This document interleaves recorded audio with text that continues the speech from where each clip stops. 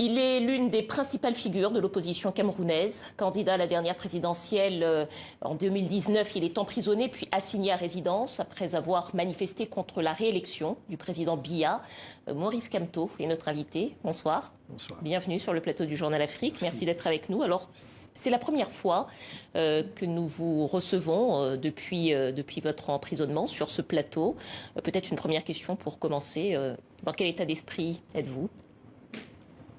Plutôt positif, je suis serein. Je crois que cette période que vous évoquez est derrière nous maintenant et on travaille à bâtir l'avenir. Alors, certains de vos militants sont toujours en prison, 124 exactement, je crois. 124 depuis les marches de 2020 contre la réélection, voilà, du 22 septembre 2020 contre la réélection de Paul Biya. Leurs avocats ont déclaré tout récemment ne plus être en mesure de les défendre. Ils ont tout simplement déposé leur robe en expliquant qu'ils ne pouvaient plus s'associer à l'arbitraire de la justice. Est-ce que vous conservez bon espoir de faire sortir vos camarades de prison? D'abord, une petite précision. Les marches du 22 septembre n'étaient pas contre la réélection de M. Biya, qui a...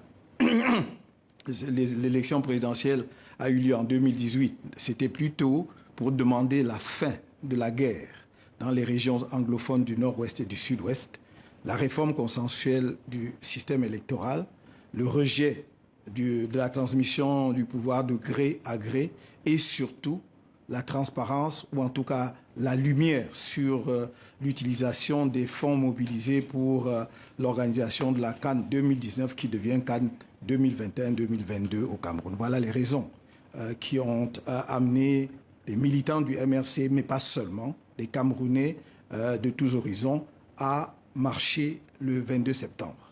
Je dois dire, pour le coup, que ceux qui sont en prison ne sont pas tous des gens qui ont marché. Certains ont été arrêtés bien avant le 22 septembre. Entre le 20 et le 21 septembre, nombreux de nos militants ont été arrêtés. D'autres ont été arrêtés à leur domicile. C'est le cas de mon porte-parole, M. Bibou Nissak, qui a été arrêté chez lui devant sa femme et ses enfants. C'est le cas de M. Alain Foguet, professeur à l'université, trésorier national du MRC, qui a été arrêté la veille, le 21, alors qu'on l'avait interpellé devant mon domicile où on l'avait sollicité.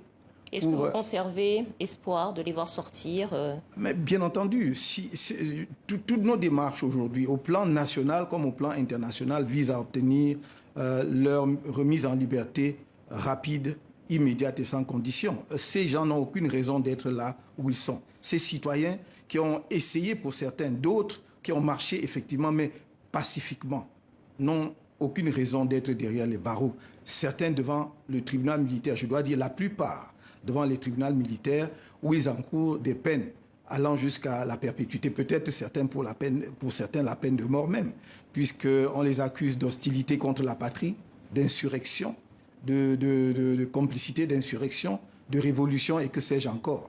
Alors, oui. Parmi les personnes qui ont marché et qui ont été en prison, il y a quelqu'un qui était sur notre plateau ce vendredi, qui s'appelle Valsero, chanteur que vous connaissez bien. Il était sur notre plateau. Voilà ce qu'il dit de vous. On l'écoute et puis on en reparle. J'ai participé activement à la dernière élection présidentielle au Cameroun, 2018, avec un pote à moi qui s'appelle Maurice Kamto, mec magnifique. On est allé en prison parce qu'on ne voulait pas s'allonger. On a gagné cette élection. Et c'était frustrant, tu vois. C'était très frustrant. Et on n'a pas lâché l'affaire. C'était ça le truc, c'est parce qu'on n'avait pas lâché l'affaire. C'est parce que, ben voilà, on a contesté, c'était très politique. Parce que c'est le pouvoir central, parce que c'est le pouvoir suprême, parce que c'est une dictature. Et voilà. On a entendu Valsero le dire. Vous étiez d'ailleurs vous-même déclaré vainqueur de la présidentielle en 2018. Vous venez de nous dire que c'est une période qui est derrière vous, mais est-ce que vous vous considérez toujours comme vainqueur? Est-ce que vous réclamez toujours cette victoire? Il ne pourrait en être autrement. Ce n'était pas un jeu. C'est un fait historique massif, indélébile et intangible. Dans un siècle, si on devait être encore vivant, on continuerait de réclamer cette victoire, de revendiquer cette victoire. Alors, Paul Biya a été élu pour 7 ans.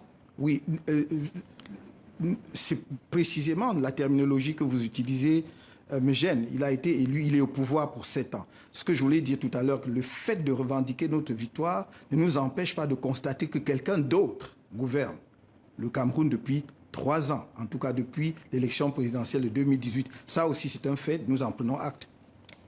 Monsieur Kamto, votre parti, le MRC, n'a plus d'élus, puisque vous avez boycotté les élections législatives, municipales, régionales. Quelle est votre stratégie aujourd'hui pour accéder au pouvoir ? D'abord, les stratégies ne se disent pas sur un plateau de télévision, ça c'est clair.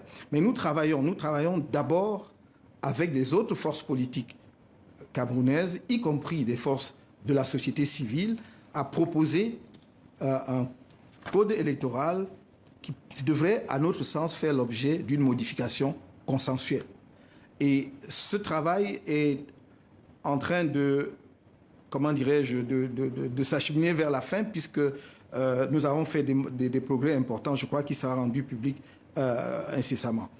C'est une première étape parce qu'il nous semble que pour qu'il y ait des élections apaisées au Cameroun, il faut qu'il y ait un consensus minimum sur les règles du jeu. Et c'est ce que nous demandons depuis près d'une dizaine d'années. Pas nous seuls, d'ailleurs, les autres forces politiques également. Il faudra donc que ce travail soit fait, que nous allions également vers le gouvernement. Nous ne sommes pas dans une démarche d'exclusion. Nous avons toujours d'ailleurs tendu la main. Nous irons vers le gouvernement pour dire voici un texte autour duquel nous pouvons nous entendre et le soumettre à l'Assemblée nationale pour avoir un code amendé consensuellement. Alors, vous êtes le chef du MRC, Mouvement pour la Renaissance du Cameroun. Plusieurs cadres de votre parti ont pris leur distance récemment. Je pense notamment à l'avocate Michel Ndoki, à Célestin N'Djamène également, qui a créé son parti. Certains d'entre eux parlent d'une gestion autocratique de votre part, du parti. Est-ce qu'aujourd'hui, le MRC est suffisamment fort pour aller à l'assaut du pouvoir? D'abord, je voudrais que l'on distingue les situations. À ma connaissance, Mme Ndoki n'a pas démissionné du MRC. Elle a pris ses distances. Je l'aurais su. Qu'est-ce que ça veut dire prendre des distances? Je ne vois pas ce que ça veut dire. Si dès lors qu'un cadre du MRC s'exprime, et peut même avoir une opinion différente de celle du directoire national du parti, cela signifie qu'il a pris ses distances, alors on doit trouver des situations similaires dans beaucoup d'autres partis politiques et pas seulement au sein d'une autre, y compris le parti qui dirige le Cameroun aujourd'hui. Quant à celui qui a créé son propre parti, il est libre. Vous avez bien constaté que nous n'avons jamais jeté quelque anathème sur qui que ce soit. On adhère librement au MRC, on en parle librement. Donc, on lui souhaite bon vent. Pour ce qui est de notre démarche, nous avons dit depuis la création de notre parti que nous voulons le changement dans la paix et par les urnes au Cameroun. Nous n'avons pas 1000 façons d'approcher la démocratie.